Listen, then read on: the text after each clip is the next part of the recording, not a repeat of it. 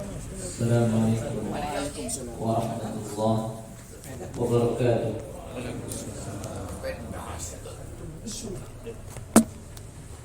Innal hamdalillah nahmaduhu wa nasta'inuhu wa nastaghfiruh wa na'udzu billahi min shururi anfusina wa min sayyiati a'malina. Man yahdihillahu fala mudilla lahu wa man yudlil fala hadiya lahu.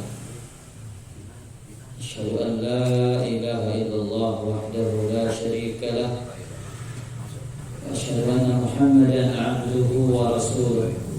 Salawatullahi wa salamuhu wa barakatuhu alaihi. Ya ayyuhalladzina amanu taqullaha haqqa tuqatih wa la tamutunna illa wa antum muslimun. Ya ayyuhan nasu ittaqu rabbakum alladzi khalaqakum min nafsin wahidah wa khalaqa minha zawjaha wa batha minhuma rijalan katsiran wa nisaa'a. Wattaqullaha alladzi tasaaluna bihi wal arham. Innallaha kana 'alaykum raqiba. Ya ayyuhalladzina amanu taqullaha wa qulu qawlan sadida yuslih lakum a'malakum wa yaghfir lakum dhunubakum. Wa may yuti'illaha wa rasulahu faqad faza fawzan 'azima. Amma ba'd. Fa inna ahsanal kalami kalamullah wa khairal huda huda Muhammadin sallallahu alaihi wasallam. Wa syarrul umuri muhdatsatuha wa kullu muhdatsatin bid'ah wa kullu bid'atin dhalalah wa kullu dhalalatin finnar. Kaum muslimin dan kaum muslimat, hadirin dan hadirat rahimani wa rahimakumullah.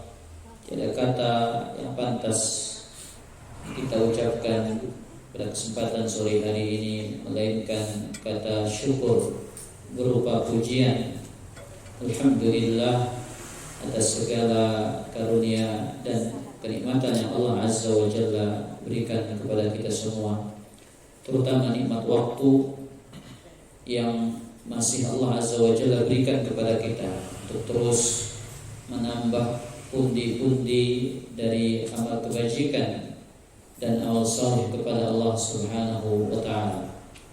Salawat serta salam semoga senantiasa tercurahkan kepada junjungan kita, suri tauladan kita, Nabi besar Muhammad sallallahu alaihi wa alihi wasallam. Insyaallah taala pada kesempatan sore hari ini, dalam bentuk kita mempersiapkan diri dengan persiapan yang baik untuk berjumpa dengan bulan Ramadan, kita akan membaca sebuah ungkapan yang singkat dalam kitab yang sangat populer dalam mazhab Syafi'i, yaitu Kifayatul Akhyar, syarah dari matan Nabi Syuja' tentang beberapa sunnah dari berpuasa.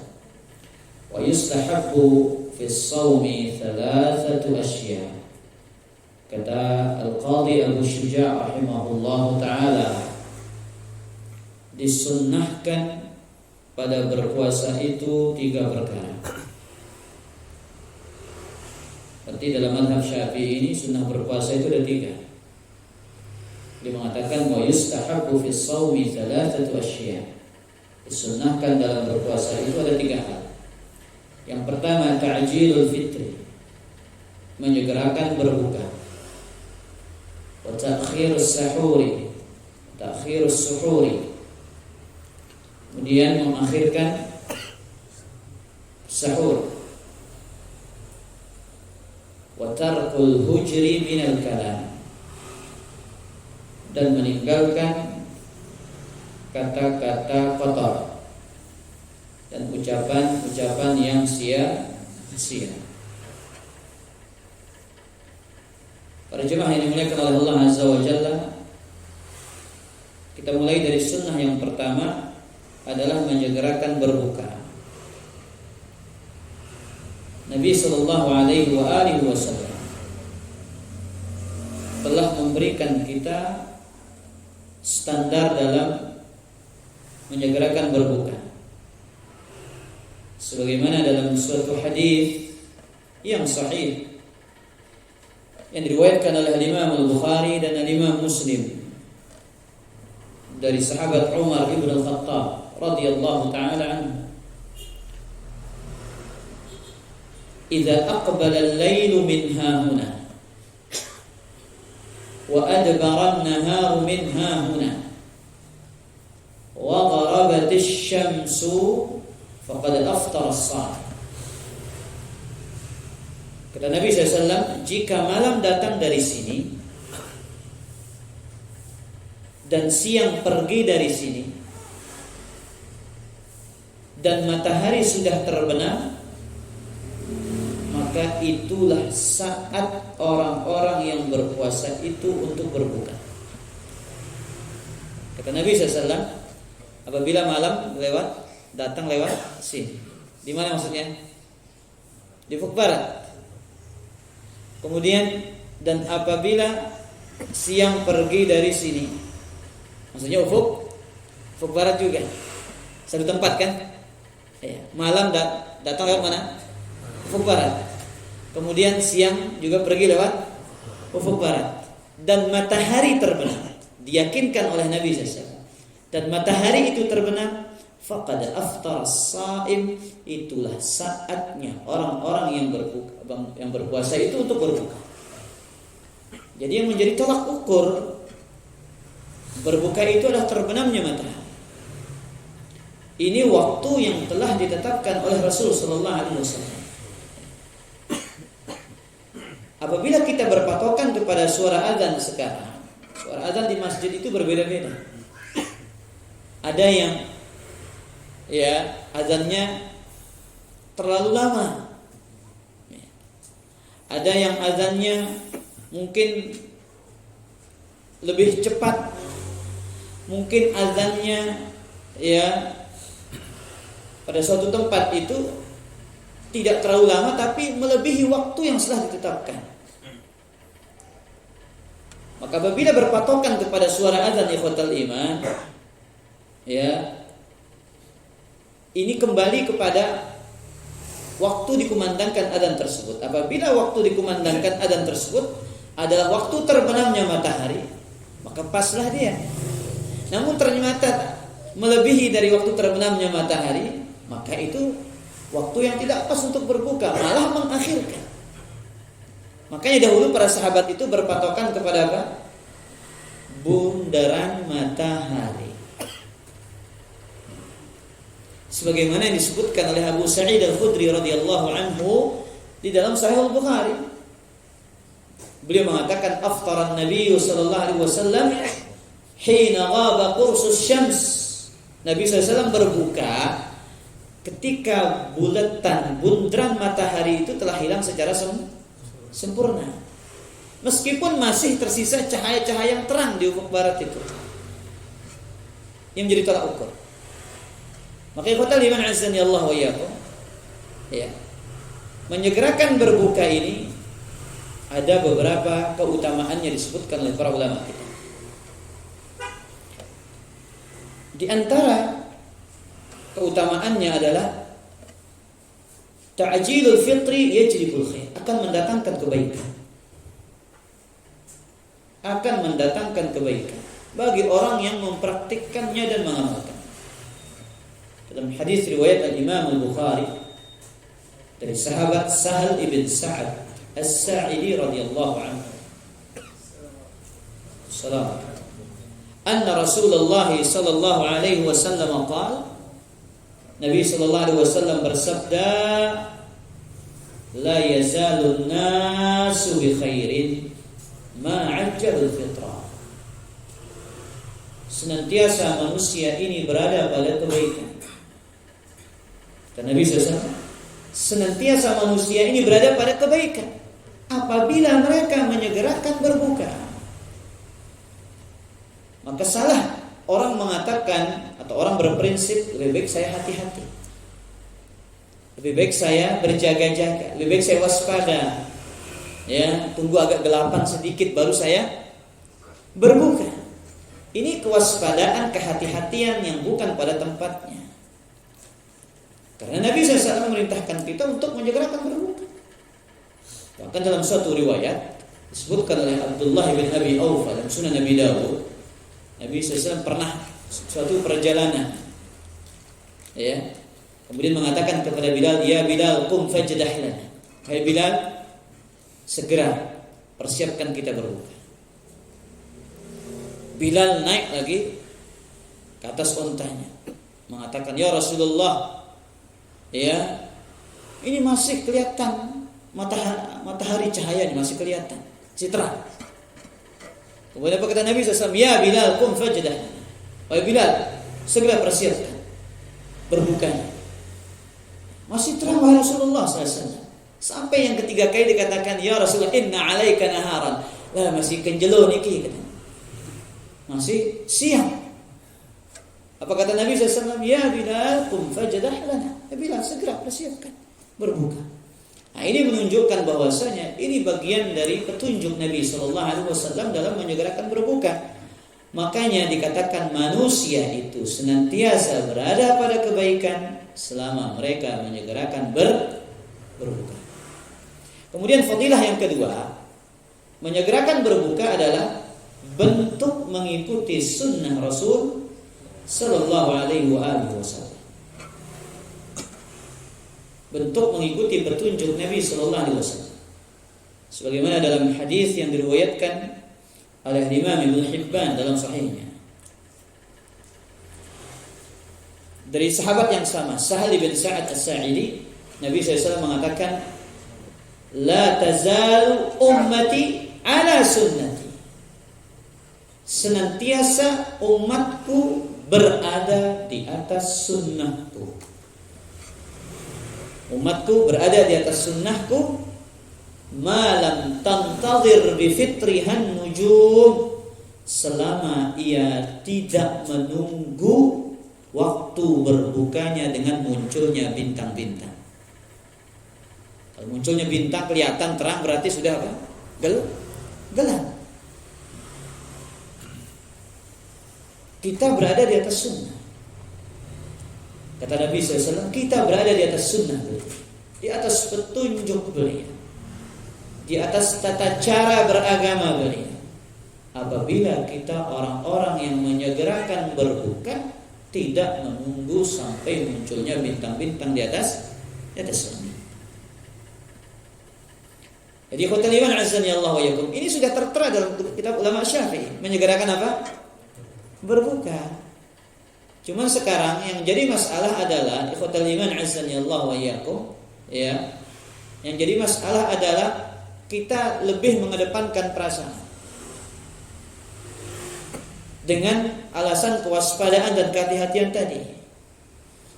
Dan kita lebih berpatokan kepada dikumandangkannya azan. Ya kan muadzin itu belum tentu dia makan banyak dulu, mungkin baru dia azan.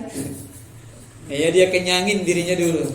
Yang besoh dulu, ya kenyang dulu, udah makan kurma dulu, ya belum kue lapisnya dulu, belum airnya 2 gelas sama dia, belum esnya, ya baru dikumandangkan azan. Akhirnya yang di rumah kasihan, yuk lama sekali dia azan, ditunggu, ternyata yang azannya sudah kenyang apa? Kenyang duluan. Makanya Nabi SAW menjelaskan tata cara kita itu dengan, ya kalau bisa memperhatikan apa? Dengan terbenamnya matahari. Baik, kemudian keutamaan menyegerakan berbuka yang ketiga, mukhalafatun lidallin wal maghdubi alaihim, menyelisihi orang-orang yang tersesat dan orang-orang yang dimurkai oleh Allah. Siapa? Al-Yahud wan Nasara. Menyelisihi mereka. Sebagaimana dijelaskan oleh Nabi alaihi salatu wassalam dalam hadis riwayat Abu Dawud dan Imam Ibn Hibban dari sahabat yang mulia Abu Hurairah radhiyallahu anhu. Nabi SAW menyatakan, la yazalu dinu zahira, senantiasa agama ini akan dimenangkan oleh Allah Azza wa Jalla, ma ajjalan nasul fitrah, selama manusia ini menyegerakan berbuka. Lihat, Nabi SAW mengaitkan di sini kejayaan agama Islam ini dengan menyegerakan berbuka. Kenapa? Li'annal yahuda wan nasara yuakhirun. Karena orang-orang Yahudi dan Nasrani itu mereka mengakhirkan waktu berbuka. Para ulama menyebutkan ada rahasia ketika kita menyelisih orang-orang Yahudi dan Nasrani. Apa rahasia itu? Rahasia umat Islam akan dijadikan jaya dan menang. Akan dijadikan jaya dan menang. Makanya lihat ikhwatal iman azani Allah wa iyyakum. Seringkali dalam syariat ini kita diperintahkan untuk menyelisih orang-orang Yahudi dan orang-orang Nasrani. Seringkali. Banyak contoh. Contohnya kita diperintahkan menghidupkan sholat menggunakan sandal. Karena orang-orang Yahudi tidak sholat menggunakan sandal mereka, kata Nabi SAW. Kemudian juga kata Nabi SAW, ya, peliharalah jenggot dan cukurlah kumis. Khaliful musyrikin, sisihilah orang-orang musyrik, orang Yahudi dan orang-orang Nasrani. Kata para ulama, ini menunjukkan apabila umat Islam ini totalitas dalam menyelisihi orang-orang Yahudi dan Nasrani, mereka akan dijadikan jaya oleh Allah Azza wa Jalla. Sebagaimana Allah Azza wa Jalla menjadikan jaya pada generasi sahabat. Kenapa Allah menjadikan generasi sahabat itu jaya kota iman? Pasukan dengan persenjataan yang tidak canggih, namun namanya begitu menakutkan di telinga negara-negara adidaya di masa itu. Negara Persia, negara Romawi. Namun ketika mendengar yang akan menjadi musuh mereka adalah pasukan Arab, orang-orang Islam, mereka mulai ketakutan, mulai gentar, mulai khawatir dengan kerajaan, dengan kekuasaan yang mereka kuasai pada saat itu. Tidak lain kenapa? Para sahabat Nabi radhiyallahu anhum, mereka orang-orang yang totalitas dalam menyisih orang-orang Yahudi dan Nasrani, sehingga mereka dijadikan jaya oleh Allah Azza wa Jalla. Berbeda dengan kita ini enggak totalitas ya. Umat Islam di masa ini tidak totalitas dalam menyisih orang-orang Yahudi dan Nasrani. Karena Nabi SAW mengatakan, kalian akan mengikuti cara-cara orang-orang sebelum kalian, shibran bisyibrin, sejengkal demi zira'an bidira'in, satu hasta demi satu hasta, hatta law dakhalu juhra dabbin, kalau sekiranya mereka masuk ke lubang dab, kalian akan ikut masuk bersama mereka. Artinya bagaimana? Saking orang-orang Islam ini begitu begitu suka dan cinta dalam menyerupai orang-orang Yahudi dan Nasrani. Kemudian ikhwatal iman azani Allah wa iyyakum, beberapa sunnah yang berkaitan dengan berbuka puasa, menyegerakan berbuka puasa. Yang tersunnahnya adalah berbuka dengan beberapa butir rutab. Kalau tidak, berbuka dengan kurma. Kalau tidak, berbuka dengan air putih. Berbuka dengan air putih. Sebagaimana dalam hadis yang diriwayatkan oleh Anas bin Malik radhiyallahu taala anhu. Nanti kita akan sebutkan ya, pembahasan berbuka dengan yang manis. Baik. Sunnahnya berbuka dengan apa? Beberapa biji rutab. Kalau tidak ada rutab dengan apa? Kurma. Kalau tidak ada kurma, air putih. Ini sunnah Nabi SAW. Nah, terkadang sunnah ini khotal iman, mempraktekkan sunnah ini, mempraktekkan sunnah ini membutuhkan biaya. Terkadang kita harus keluar duit baru bisa mengamalkan sunnah. Contohnya banyak, ya. Umrah butuh mengeluarkan duit kan? Iya. Sekarang begitu juga makan rutab, berbuka dengan rutab, butuh mengeluarkan duit? Iya, butuh, beli. Atau orang yang di Arab sana pun beli ya khotal iman. Apalagi kita yang di Indonesia ini. Sebagaimana hadis Anas bin Malik, kata beliau bercerita tentang menu berbukanya Nabi SAW. Karena Rasulullah SAW yuftiru ala raqabat. Nabi SAW senantiasa berbuka dengan beberapa biji rutab. Qabla an yusalli, sebelum salat. Fa in lam takun ratabat fa'ala tamar.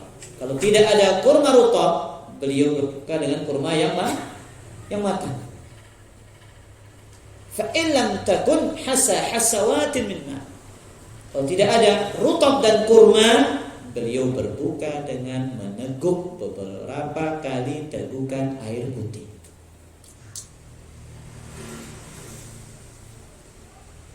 Betul para jamaah, dalam mazhab Syafi'i sebutkan dalam Kifayatul Akhyar ini, ya, Al-Imam Ar-Ruyani namanya, ulama Syafi'i. Beliau menyebutkan kalau tidak ada kurma, berbukalah dengan yang manis. Kata beliau, illam yajid tamra fa'ala hulwi. Kalau enggak ada kurma, dia berbuka dengan sesuatu yang manis. Sesuatu yang manis. Dan memang ikhwatal iman azani Allah wa iyyakum, ya,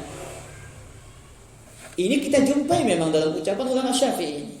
Sunnahnya berbuka dengan yang manis ini. Tapi Imam An-Nawawi membantah pendapat itu. Ya. Apa kata beliau? La syai'a afdal ba'da tamri ghairul ma. Kata Imam Nawawi, enggak ada sesuatu yang lebih utama setelah kurma itu daripada air putih.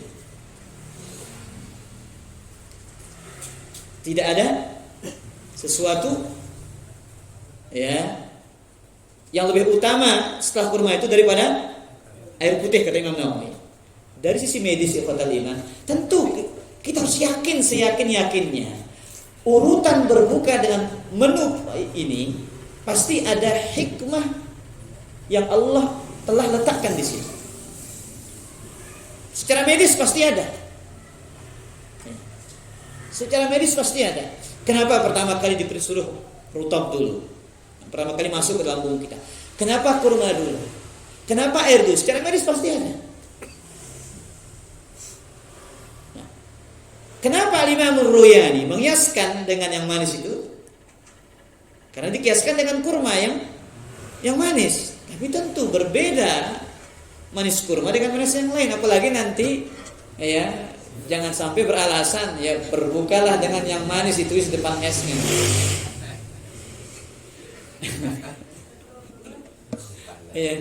Ya mungkin ya sebagai bentuk apa istilahnya, cara berdagang, ya, atau trik-trik promosi, atau nanti dipakai hadis Nabi. Bahkan ada hadis ikhwatal iman. Perhatikan hadis ini. Ya, hadis riwayat Aisyah radhiyallahu taala anha. Beliau bercerita tentang minuman yang paling disenengin oleh Nabi SAW. Hadis riwayat Imam Ahmad dan At-Tirmidzi. Ya, kayak jangan sampai yang jual es ini pakai hadis ini nanti. Kata beliau, kana ahabbu syarabi ila Rasulullah SAW. Minuman yang paling disenengin oleh Nabi SAW. Al-hulwal barid, yang manis dan dingin. Pas sama es sudah. Kalau tafsir ngawurnya, jadi kalau tafsir ngawurnya iya apa enggak? Iya, oh ya es sudah yang manis sekarang ini. Tapi kalau kita melihat kembali kepada penjelasan para ulama, kita mendapati jauh bertolak belakang. Ibnu Qayyim menyebutkan dalam kitabnya Zadul Ma'ad fi Hadi Khairil Ibad, apa kata beliau? وهذا يحتمل أن يريد به الماء العذب كمياه العيون والآبار الحلوة فإنه كان يستعذب له الماء. Kemungkinan maksudnya air yang dingin dan manis. Yang pertama adalah air yang segar, yang diambil langsung dari mata air. Ini maksudnya yang pertama, kadang kayak kan biasanya air yang segar itu rasanya beda ya betul ini. Kayak ada rasa manisnya saking segernya. Nah ini tafsiran yang pertama. Ya. Karena memang Nabi Sallallahu Alaihi Wasallam itu senang minum dari mata air. Itu yang pertama tafsiran Ibnu Qayyim.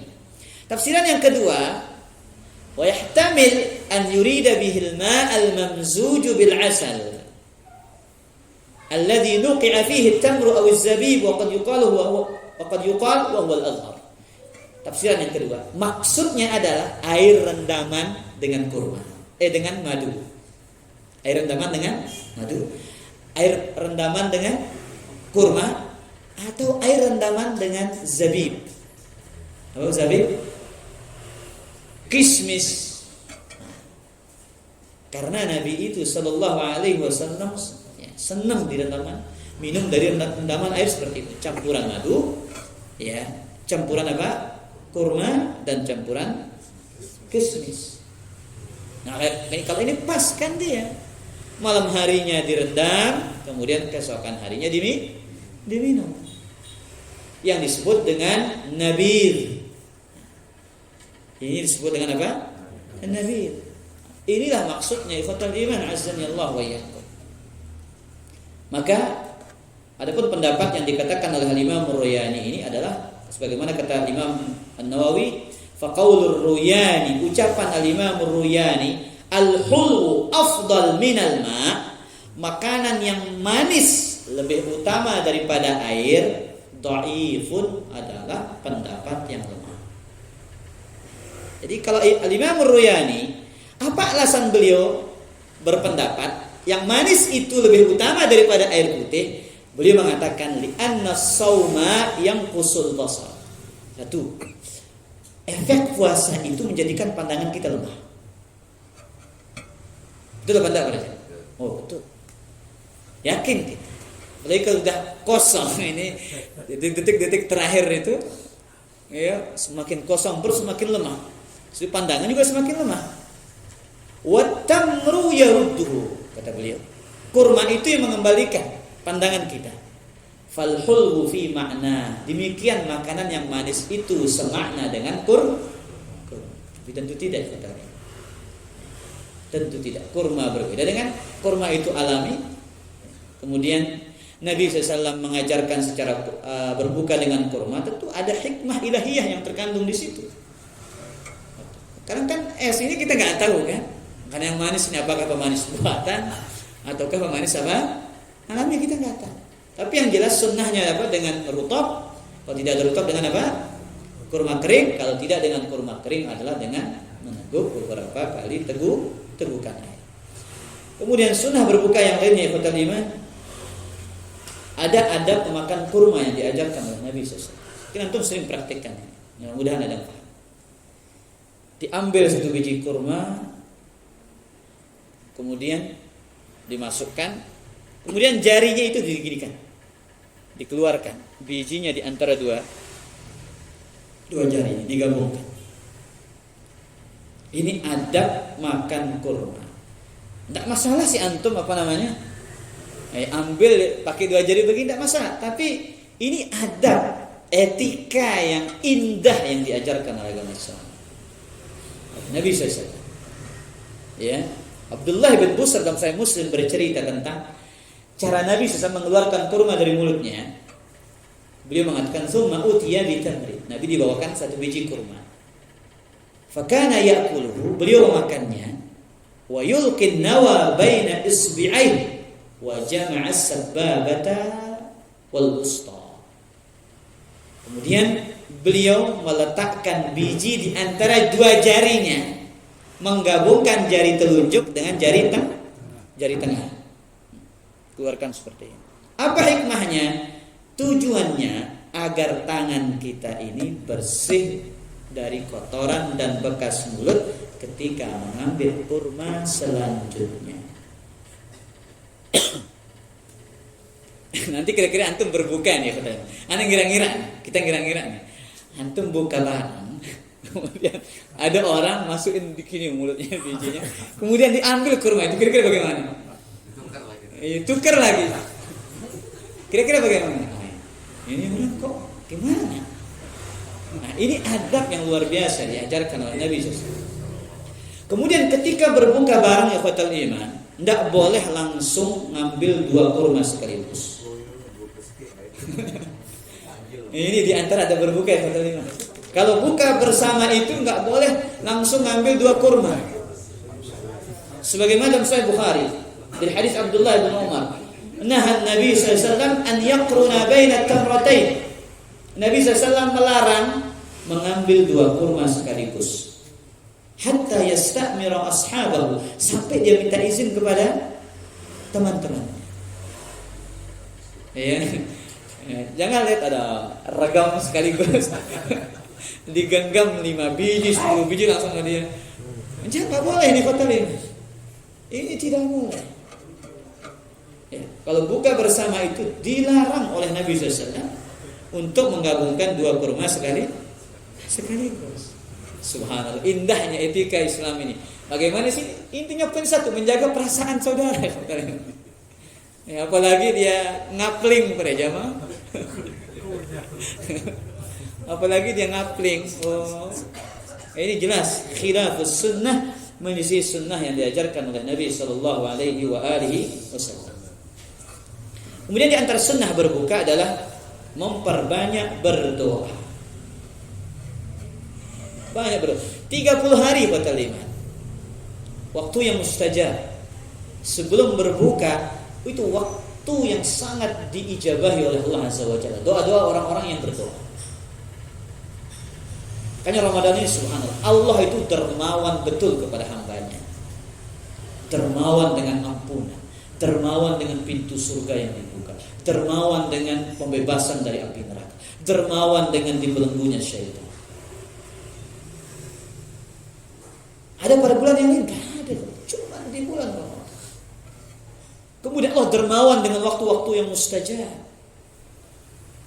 Setiap kali kita akan berbuka, setiap kali di situ doa kita akan dikabulkan. Dalam hadis yang diriwayatkan oleh Imam Ibnu Hibban dan yang lainnya, kata Nabi SAW, "Salasun la turaddu da'watuhum." 3 orang yang tidak tertolak doanya. Yang pastinya satu siapa? As-sha'im hatta yuftir. Orang yang berpuasa sampai dia berbuka. Maka jangan melototin makanan menu berbukanya. Ya. Tapi angkat tangan berdoa, banyak berdoa. Tadarru, merendahkan diri kepada Allah. Wal imamul adil. Yang kedua, pemimpin yang adil. Ini susah kalau ini, harus jabat dulu antum. Terus nyalon dulu. Mau jadi bupati, mau jadi gubernur, mau jadi presiden. Harus nyalon dulu. Terus kapan dikabulkan? Kalau adil, kalau enggak adil ya wassalam. Enggak bakal dikabulkan doanya. Yang ketiga, wa da'watul mazlum. Doanya orang-orang yang terzalim. Ini di antara adab-adab berbuka. Kemudian jangan lupa membaca doa berbuka puasa. Doa yang ma'ruf hadis Ibnu Umar riwayat Imam Abu Dawud dan An-Nasa'i, zahabat wa batallat wa thabata insya Allah. Baik. Kita kira jelas nih foto 5. Kita pindah pada yang kedua. Yang kedua adalah mengakhirkan sahur. Ikhwatal iman azani Allah wa iyyakum. Kemudian disebutkan yang kedua oleh para ulama Syafi'i adalah ya istihbab ta'khiris sahur. Kata Imam Muhammad Al-Hisni dalam Kifayatul Akhyar, disunnahkan mengakhirkan makan sahur. Nah, ini poin penting juga untuk kita pelajari ikhwatal iman azani Allah wa iyyakum. Mengakhirkan makan sahur. Sahabat Zaid bin Thabit menyebutkan kita standar waktu makan sahurnya Nabi SAW.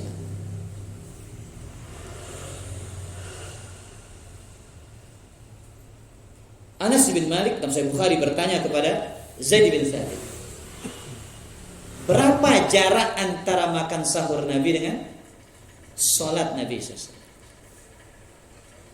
berapa jarak makan sahur Nabi dengan apa? Salat Nabi SAW. Apa jawaban Zaid bin Thabit? Qadra 50 ayatan. Kadar waktunya adalah seukuran membaca 50 ayat. Ibnu Hajar menjelaskan hadis ini seukuran membaca 50 ayat. Apa maksudnya? Jarak antara makan sahur Nabi dengan dimulainya waktu sholat subuh. Jarak apa? Makan sahurnya Nabi dengan dimulainya waktu sholat subuh. Ini yang maksudnya kota 5. Berarti 50 ayat itu kira-kira berapa menit? Ya sekitar 10 menit. Atau banter kalau pelan berapa? 15 lah, itu 15 menit. Jarak antara makan sahur Nabi dengan apa? Dengan mulai sholatnya Rasul. Itu sangat dekat, sangat singkat. Yang pertama, itu standar waktunya, sangat dekat. Kemudian kata sahur dalam bahasa Arab itu qubailus subuh. Sebutkan dalam kitab Tajul Arus. Ini kamus bahasa Arab namanya Tajul Arus menyebutkan di situ. Waktu namanya sahur itu as-sahar dalam bahasa Arabnya, waktu qubailus subuh, waktu yang sangat dekat dengan waktu subuh. Ya. Rapat ganti dengan waktu subuh. Sekarang banyak orang makan sahur terlalu cepat. Jam berapa? Jam 2. Jam 2. Betul, para jamaah yang dimuliakan oleh Allah Azza wa Jalla, Al-Imam Nawawi menyebutkan dalam kitabnya Al-Majmu' Syarh Al-Muhadzab, waktu makan sahur itu mulai dari pertengahan malam, dari muntasaful lail sampai terbitnya fajar, sebelum terbitnya fajar shadiq. Itu waktu makan sahur. Itu kata Imam Nawawi. Tapi mereka sepakat di kota 5, sunnahnya diakhirkan. Ibarat tertera dalam mazhab Syafi'i. Ya, beliau mengatakan wa yadkhulu waqtus sahur binisfil lail. Masuknya waktu makan sahur itu mulai dari pertengahan. Apabila kita makan sahur dari pertengahan malam, maka hilanglah maksud dari makan sahur itu sendiri. Ibnu Hajar Al-Asqalani menyebutkan ada beberapa hikmah disunnahkan makan sahur. Dalam Fathul Bari yang pertama, ittiba'us sunnah, mengikuti, itu hikmahnya makan sahur. Yang kedua, mukhalafatu ahlil kitab, menyelisihi puasanya ahli kitab. Yang ketiga, apa hikmah makan sahur? At-taqawwi 'alal ibadah, memperkuat diri untuk beribadah.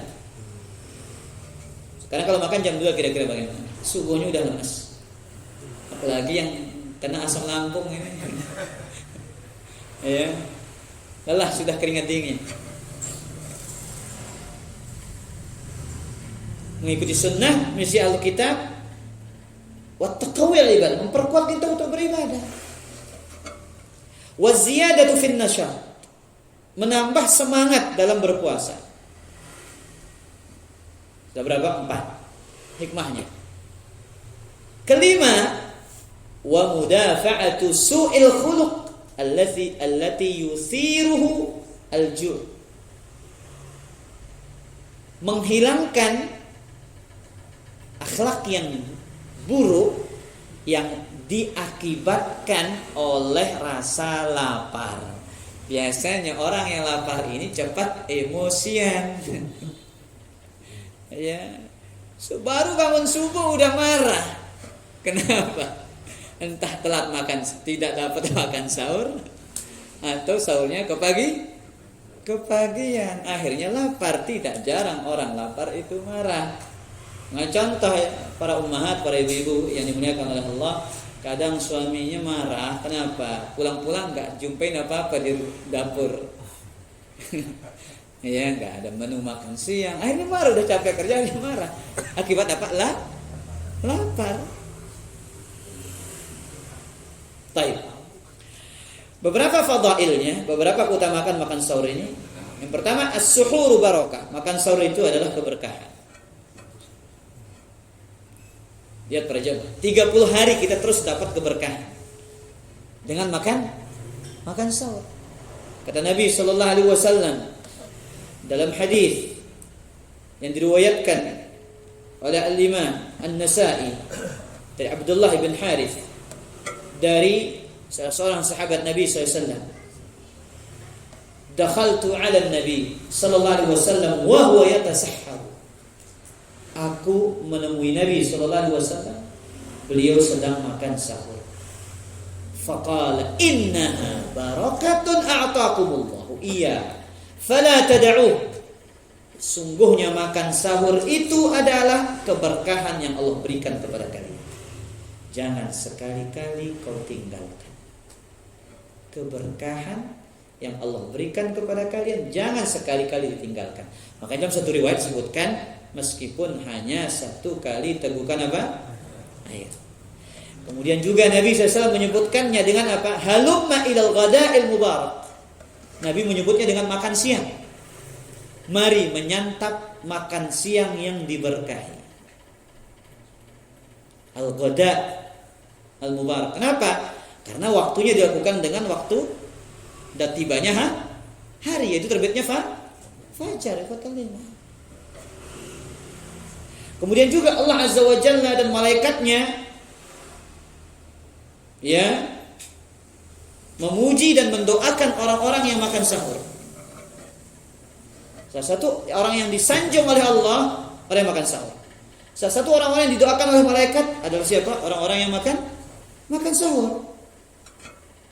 Sebagaimana yang disebutkan oleh Nabi SAW dalam hadis yang diriwayatkan oleh Abu Sa'id Al-Khudri, kata Nabi SAW, fa innallaha wa malaikatahu yusalluna 'alal mutasahhirin. Sesungguhnya Allah Azza wa Jalla dan para malaikatnya itu memuji dan mendoakan orang-orang yang senantiasa makan sahur. Sebaik-baik menu makan sahur itu adalah sebaik-baik menu makan sahur adalah, nah ini tanya nih, kurma, masya Allah. Di mana tentang? Sudah pernah dengar? Sudah, alhamdulillah. Anak kira antum karena anak senang kurma. Anak pernah dengar dalilnya kita. Alhamdulillah. Kata Nabi SAW dalam hadis Abu Dawud, ni'mas sahuril mu'min at-tamr. Sebaik-baik menu makan sahurnya orang beriman itu adalah apa? Kurma. Dan subhanallah, kalau ini pengalaman pribadi saja. Jauh kekuatan kita makan kurma itu luar biasa. Ya, jauh. Bandingkan saja kotanya. Ini pengalaman pribadi. Ya, jadi menu penutup anak makan sahur itu selalu kurma yang anak buat jus kotanya. Dan tenaga itu masya Allah jauh lebih segar daripada ketika anak bandingkan dengan makan sahur tanpa kurma. Ya, cocok Nabi SAW mengatakan ni'mas sahurul mu'min at-tamr. Sebaik-baik menu makan sahurnya orang beriman itu adalah apa? Makan kurma. Taib, karena waktu sudah hampir, kita tutup dengan yang terakhir dengan watarkul hujur minal kalam, meninggalkan ucapan-ucapan yang kotor. Ikhwatal iman azani Allah wa iyyakum. Perlu kita ketahui pembatal puasa itu, pembatal ibadah itu ada dua. Pembatal ibadah itu sendiri, dan yang kedua pembatal pahala. Ana yakin kalau pembatal ibadah puasa itu sendiri, kita yakin ulama Syafi'i menyebutkan 10 pembatal puasa. Dalam mazhab Syafi'i itu ada 10 pembatal puasa. Mereka menyebutkan segala sesuatu yang masuk ke dalam kerongkongan melalui jalur yang terbuka, dan segala sesuatu yang masuk ke dalam kepala melalui jalur terbuka. Dalam mazhab Syafi'i itu. Makanya dalam mazhab Syafi'i tetesan telinga itu membatalkan. Kalau mazhab Syafi'i, ya, antum dalam koin batal puasa antum. Karena itu segala sesuatu yang masuk ke dalam rongga. Dalam mazhab Syafi'i seperti itu. Kemudian suntikan dari salah satu dari 2 jalur, dari kubul dan dubur. Dari kubul dan dubur itu bahasa sopannya. Kemudian muntah secara sengaja, menggauli berhubungan badan secara sengaja, keluarnya mani akibat bercumbu, haid, nifas, gila, murtad. Ini 10 pembatal puasa dalam mazhab Syafi'i. Ana yakin banyak yang mampu melakukannya ini. Tapi belum tentu mampu untuk mengalahkan dan melawan pembatal pahala yang kedua ini. Kenapa? Ini menjadi bahan renungan kita. Sabda Nabi sallallahu alaihi wasallam, "Rubba sha'imin," atau kam min sha'imin, betapa banyak orang yang berpuasa, laisa lahu min siyamihi illa al-ju' wal 'atash. Dia tidak dapat apa-apa dari puasanya kecuali hanya rasa haus dan rasa lapar. Banyak, kata Nabi, menunjukkan enggak sedikit orang-orang yang puasa cuma dapat apa? Menahan rasa lapar dan menahan sedih. Banyak orang yang mampu, banyak orang yang sanggup, banyak orang yang kuat menahan rasa dahaganya, menahan rasa laparnya. Namun belum tentu dia sanggup untuk menahan lisannya dari berdusta.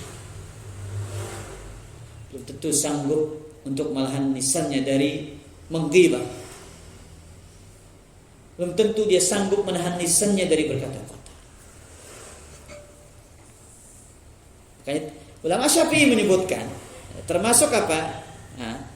Sunnah puasa itu apa? Tarkul hujri minal kalam, meninggalkan ucapan-ucapan kotor-kotornya. Nah, ini jadi tugas terberat kita di bulan Ramadan. Meninggalkan kata-kata yang kotor. Ya. Makanya ikhwatal iman, Ramadan ini, menghadapi bulan Ramadan ini butuh trik, ya, butuh taktik. Trik kita, kalau kita sekiranya ketemu sama orang yang suka bikin kita jengkel, jangan kurangin ketemu sama dia. Oh ini ketemu pasti ana disoptohin nanti sama dia ini. Oh jangan sudah ketemu sama dia, nanti bikin emosi. Makanya kita di subhanallah, madrasah Ramadan ini khotul iman, madrasah yang luar biasa. Kita diajarkan bagaimana ia betul-betul menjadi seorang yang sabar. Maka kita dikatakan orang yang mencela kita, orang yang mengajak kita kelahi, satu balasannya. Cukup katakan ini saim. Ya, saya sedang berpuasa, saya sedang berpuasa. Makanya dikatakan butuh trik ikhwatul iman. Sebagaimana trik para salaf dulu. Dulu para salaf itu punya trik menyembunyikan puasa ikhwatul iman. Sebagaimana mereka punya trik untuk menjaga puasa. Dulu para sahabat itu triknya apa? Diam di masjid atau diam di rumah. Kenapa? Kurangin interaksi. Sekarang juga antum harus apa? Nah ini nih musuh ini besar nih. Iya. Ini musuh besar nih, antum hati-hati. Apalagi punya banyak grup di situ. Ya. Baca berita yang menjengkelkan, baca komentar yang enggak nyenengin, otomatis akan meluapkan. Ya, tidak sadar terkadang terucaplah ucapan yang tidak seharusnya terucapkan. Maka ikhwatal iman azan ya Allah yakum, ya kita butuh trik sebagaimana salaf itu melakukan trik-trik itu. Itu para salaf itu kalau puasa sunnah itu mereka pakai pelembab di mukanya biar kelihatan seger kayak orang yang tidak puasa. Itu triknya untuk menyembunyikan puasa mereka. bawa roti dari rumahnya, dibagikan kepada orang-orang di luar. Keluarganya ngira dia makan dari rotinya, ternyata dia sedekahkan. Subhanallah. Mari kita liman asanillahu wa iyyakum. Ya, semoga Allah Azza wa Jalla mempertemukan kita dengan bulan Ramadan. Dan yang terpenting kepada liman, berdoa kepada Allah agar kita dibantu untuk memaksimalkan Ramadan. Agar kita termasuk wa husni ibadatik.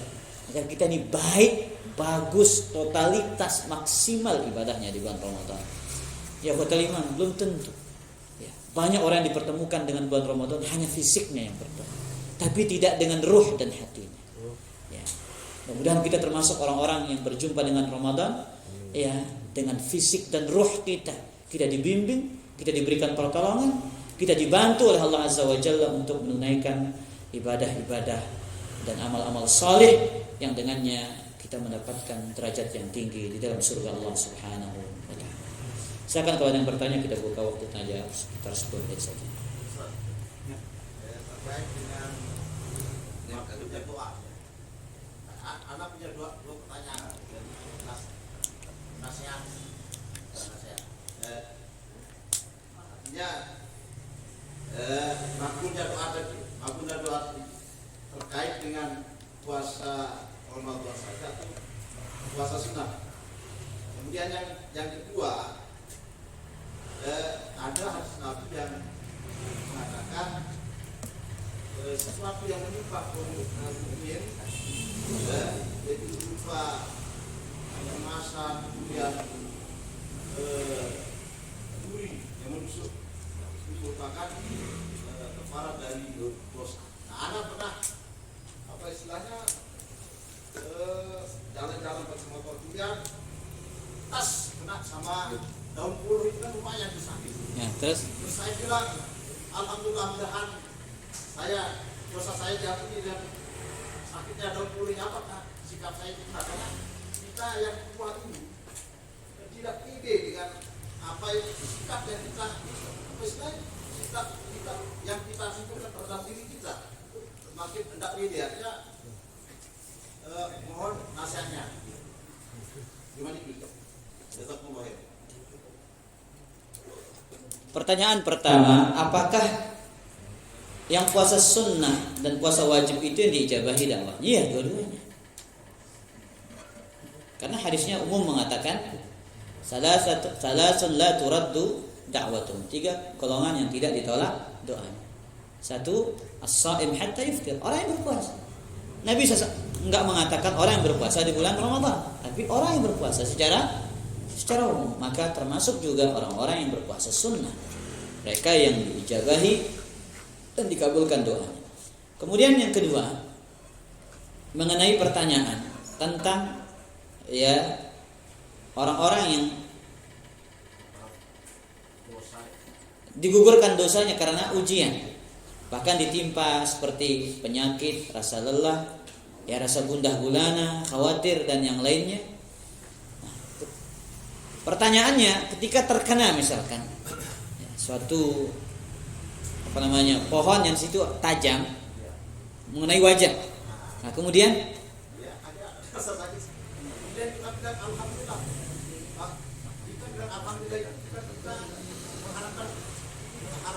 kemudian membaca alhamdulillah dengan kita mungkin mudah-mudahan dengan daun puluh yang tajam ini dosa saya diampuni, bukan untuk mengundang musibah gitu.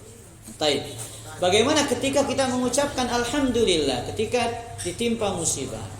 Maka itu sesuatu yang luar biasa. Sulit orang yang tertimpa musibah akan mengucapkan alhamdulillah. Sulit ikhwatal iman. Karena sejatinya musibah itu adalah dibenci oleh hati kita ini. Tidak ada di dunia ini orang-orang yang ingin terkena musibah.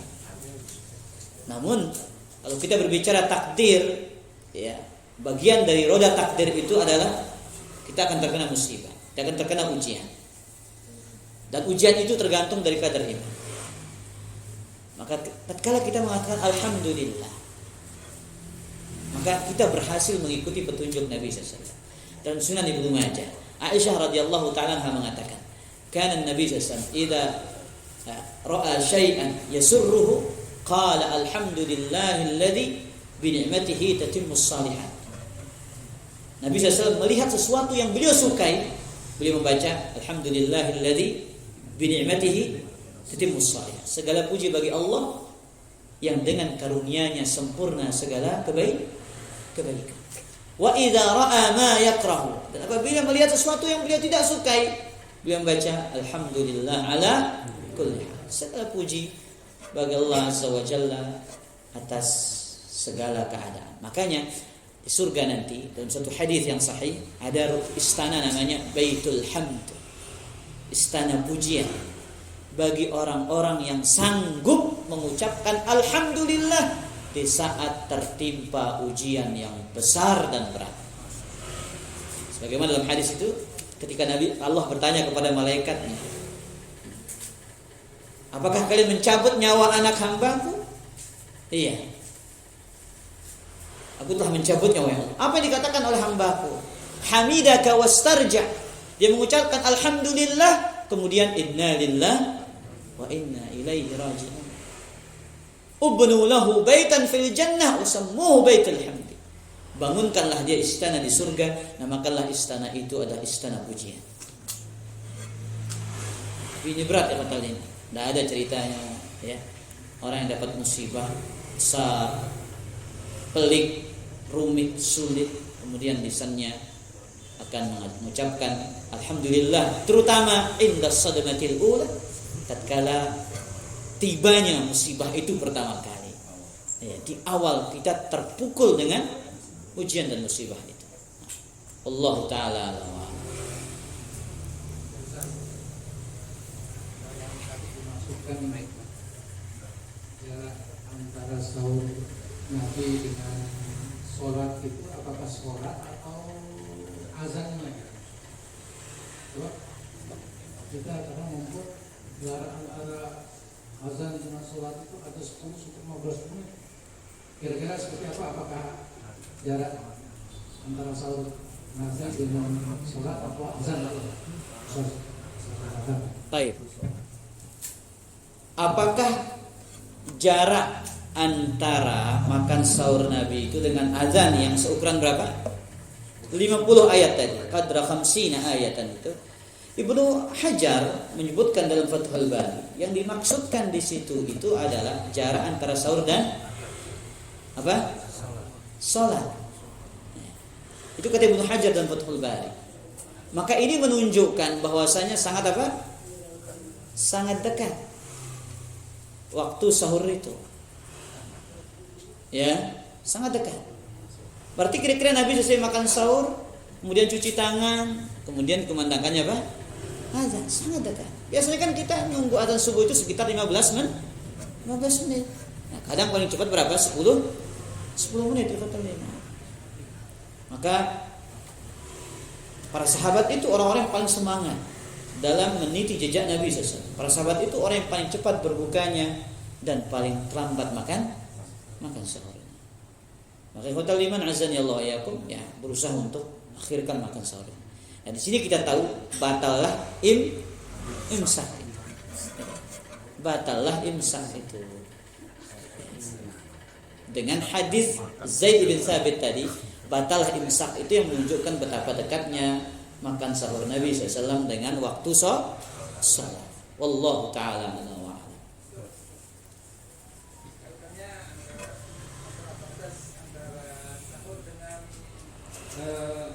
Sholat subuh itu Ustaz, kan katanya dengan 50 ayat itu, ini batasan ayatnya ayat-ayat pendek atau ayat-ayat yang panjang atau yang Jadi maksudnya di situ ayat yang tidak terlalu panjang dan tidak terlalu pendek.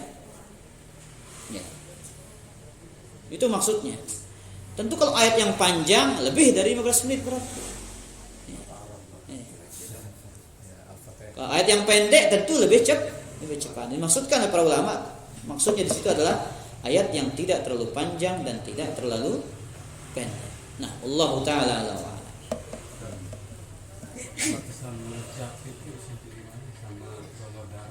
Masya Allah. Ini bagus pertanyaannya tentang mayubihu lis-shaim, perkara yang diperbolehkan bagi orang-orang yang berpuasa. Disebutkan dalam kitab Sahih Fiqh Sunnah, di antara perkara yang diperbolehkan bagi orang berpuasa itu adalah mencicipi makanan. Bukan berarti mencicipi ditelan dah. Cukup sampai di lidah. Ibu-ibu ini terutama ya, bagian urusan dapur yang mungkin dia khawatir terlalu asin atau kurang garam, maka boleh mencicip. Baru dia diludahkan kembali. Sebagaimana ucapan Ibnu Abbas dalam Musannaf Ibnu Abi Syaibah. Kata beliau, la ba'sa lis-sha'im an yazuqa at-ta'am ma lam yadkhulil halq. Tidak mengapa orang yang berpuasa itu mencicipi makanan selama tidak masuk ke dalam tenggorokan. Dan sebagian para ulama menyebutkan jadinya Syekhul Islam Ibnu Taimiyah lil hajah. Karena ada kebutuhan. Kalau tidak ada kebutuhan, hukumnya makruh. Nah, misalkan contoh sederhana, antum mau beli ya jeruk, antum khawatir dia asam nanti, antum boleh antum pres jeruknya antum giniin, oh ini manis, kemudian ludahkan kembali, dia boleh. Hah? Enggak bazir kan lil hajah, untuk sekedar apa? Mengetahui rasanya. Jangan Bang Zaki yang oh Ustaz, apa namanya? Mubazir kata antum telan ya batal. Kemudian yang kedua, donor darah. Donor darah ini ya memang ada khilaf di kalangan para ulama tentang apakah dia membatalkan atau tidak. Pendapat yang lebih kuat tidak membatalkan, tapi diperbolehkan dengan syarat malam yukhshad da'af, tidak mengkhawatirkan dia lemah. Dikiaskan dengan hijamah. Ada dua dalil para jamaah yang menjadikan para ulama itu berselisih. Dalil yang pertama, aftaral hajim wal mahjum. Orang yang membekam dan yang dibekam itu batal puasanya. Dalil yang kedua, hadis Ibnu Abbas, ihtajaman Nabi sallallahu alaihi wasallam wa huwa shaimun muhrim. Nabi berbekam dalam keadaan berpuasa dan berihram. Ini dua hadis yang tentu bertentangan secara zahir, tapi setelah diteliti jalur-jalur riwayatnya, ternyata hadis Ibnu Abbas itu datang belakangan.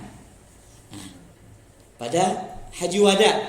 Sedangkan riwayat yang pertama yang membekam dan yang dibekam itu batal puasanya itu pada Fathu Makkah. Sehingga riwayat yang lebih kuat itu riwayat yang kedua. Boleh, dan ini pendapat Anas bin Malik, selama tidak mengkhawatirkan dia lemah dari berpuasa. Allah taala a'lam. Terakhir. Ini jelaskan 50 ayat berarti kira-kira 15 menit aja. Ini kasus Ustaz. Ini ada kasus misalnya.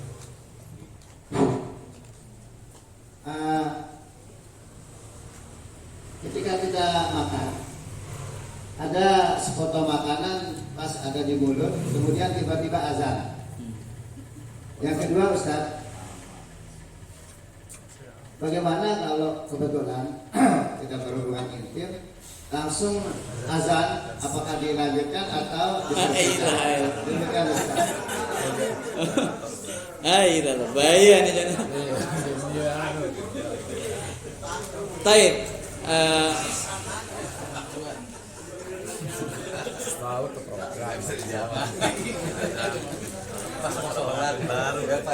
Pertanyaan pertama mengenai 50 ayat. Kasus ya tentang idza sami'a ahadukum an-nida wal ina'u fi yadihi. Ya. Apabila seseorang di antara kalian mendengar apa? Azan, sedangkan bejana itu masih di tangannya.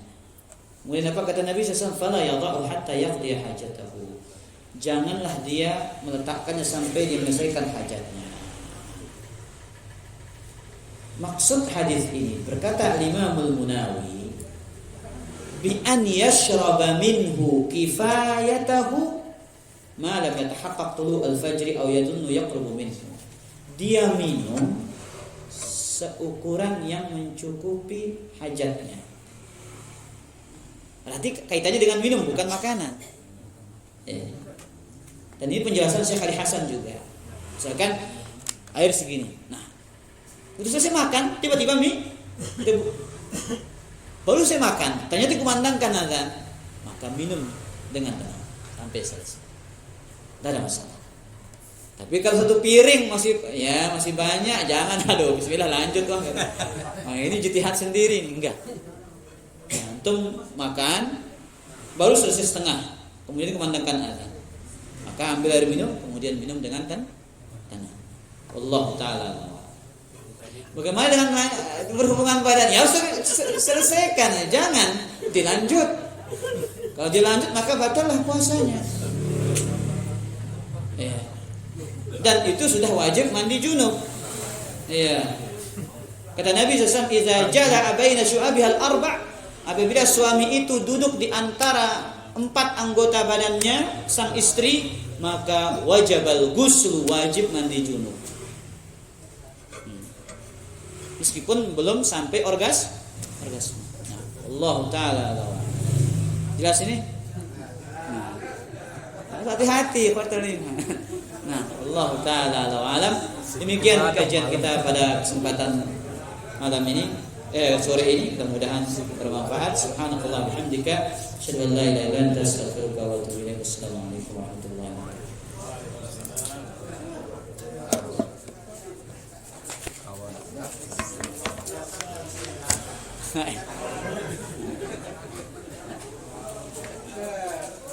Ustaz, nomornya Ustaz.